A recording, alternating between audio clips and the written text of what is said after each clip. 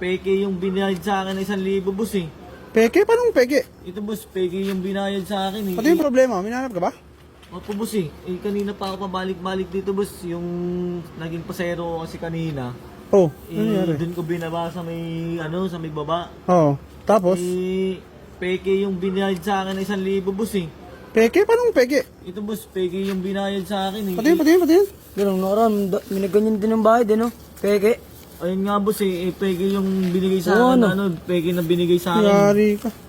Nag-ano sa akin boss, nagbayad sa akin ng 1,000, offer niya sa akin, 200 lang.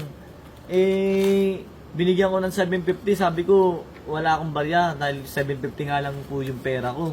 Sabi niya, tip na daw po sa akin yung, yung 50, kaya binigay ko na po yung 750. Nung tinignan ko kanina, parang sabi ko, peke po talaga yung pera niya.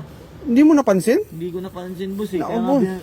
nakakasampung balik na po siguro ako dito eh. Hindi lang ikaw yan, may nakaraan. Ganyan din, nagreklamo rin dito. Meron din dito Buong nagreklamo. yun boss, buong magdamag kong kita yun boss, binigay ko na lang dun. Dapat chinecheck mo muna kasi yung pera.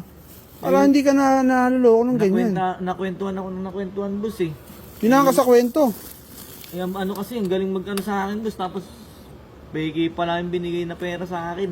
Yun lang. Hindi mo na mahanap yun. Tinanong ko naman dun sa mga tao na nakakita kanina sa pagbaba niya, Oh. hindi naman daw po taga dun yun. Hindi yun kasi baka tagalooban yun. Oo, bata guys, iskinita na Kasi naman. squatter yun sa may looban. Ako. Yun nga po yung inaano ko sir kung paano ko yun to. Hindi mo na makagilap yun. Madilim yung skinita. Anong papasukin mo yung skinita. Yari ka dyan. Yun nga yung inaano ko sir Kawawa naman yung ko sir, maghapong kita yun tapos mandadamay lang. Dapat kasi ganun talaga. Ang problema, wala ka nang magagawa dyan. Hindi mo pwede pasukin yun kasi lalo ka dyan mawakuya. Kawawa ka dyan.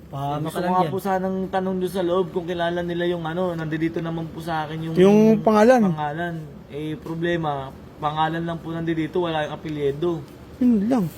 Kung may apelyido naman po sana dito. Di ba mayroon naman yung sa apps nyo? Di ano mo na lang sa nyo, sa company nyo.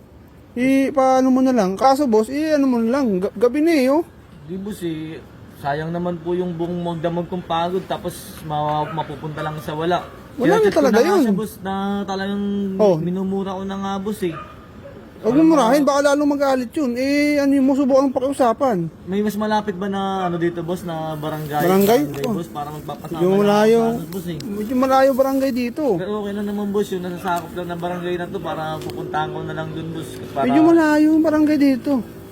Sa ano i-report pa? na lang din, boss. Lalabas ka pa sa highway nun. Wala namang problema sir, nakamotor naman po ako Ang problema sa... Yun na lang nga. sir, yung- Ano mo na lang.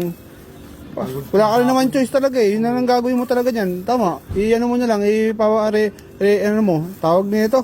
I-blatter. Pa-blatter mo na lang. Tinatawagan ko boss, hindi talaga sumasagot boss Yun, sa squatter yun. Sa looban yun. Hindi mo na maano yun. Yung sa akin. Wala tong mga magawa tong mga manduloko na to boss. Yun nga yun Pero lang. pag niyan boss, malapit na lang yan. Paglabas mo, dire-diretso ka lang yan. Tapos Sige boss, salamat tanong-tanong ka na lang din. Sa yung barangay. Sensya na kayo boss